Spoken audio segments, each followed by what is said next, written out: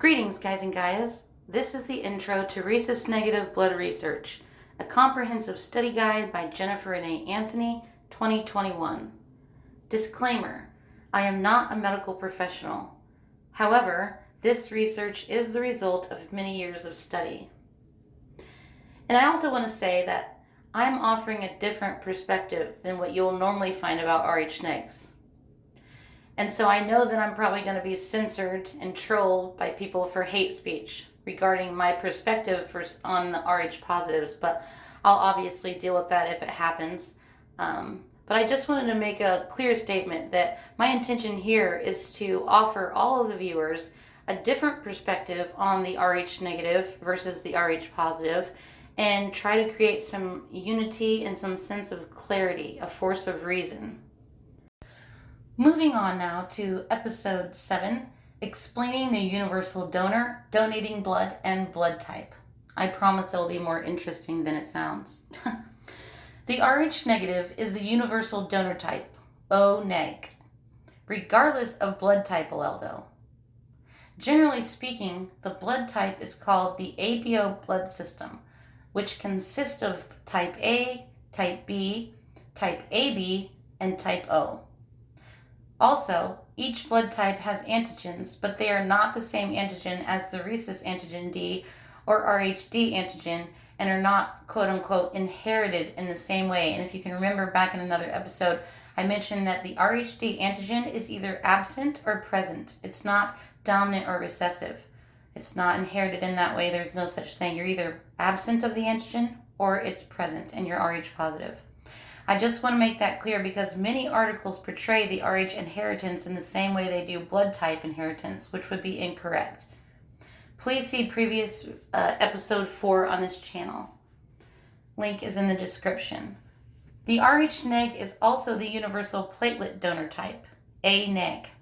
The only reason the universal donor is said to be blood type O, in addition to being Rh negative, is because of the demand for blood allele, O. More specifically, O positive. We can see through violent crime and disease statistics that Rh positives are predisposed to all crimes, not just because they outnumber Rh negs, and are even susceptible to deadly diseases, which can prevent them from being able to donate blood. Again, all links will be provided for you in the description.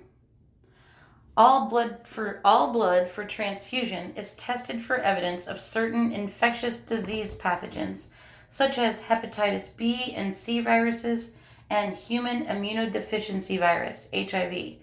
Rh positives are more likely to contract HIV/AIDS and other infectious diseases because pathogens communicate with human cells through physical interactions with various human proteins on the surface of the red blood cell.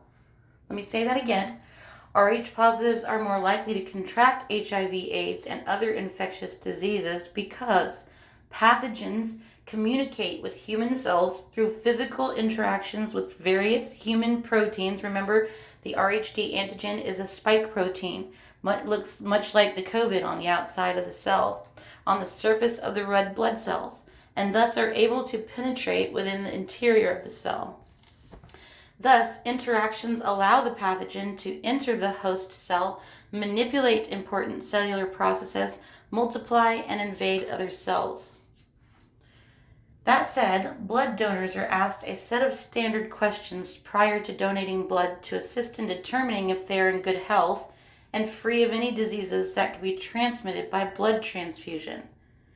If the donor's answers indicate they are not well or at risk for having a disease transmissible by blood transfusion, they are not allowed to donate blood. If the donor is eligible to donate, the donated blood is tested for blood type, ABO group, and Rh type, positive or negative. And as you see, they're separate.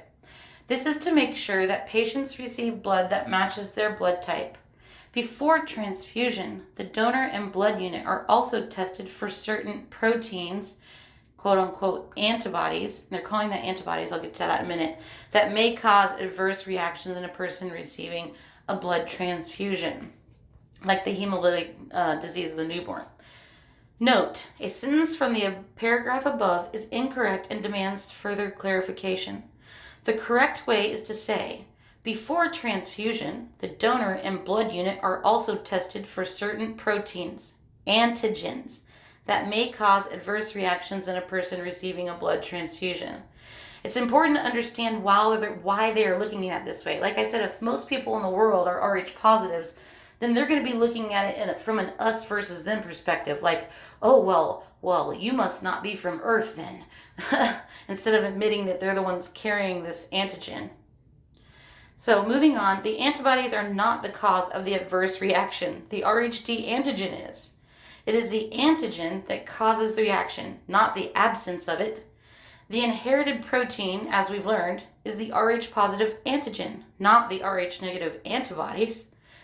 And as we've learned, blood platelets do not naturally produce the Rh antigen, and the universal donor must be Rh neg, which means antigen absent. And do you seriously think that Rh positives are ever going to want to deal with getting rid of this antigen that they carry instead of trying to demonize us Rh negs as not from Earth and giving us ROGAM? I highly recommend that you watch all the episodes from start to finish on this channel in order to understand everything that I'm saying as I progress in this series of Introduction to Rhesus Negative Blood Group Research, a comprehensive study guide, because I will also be doing a more advanced series this winter, 2021-2022. Thanks for listening.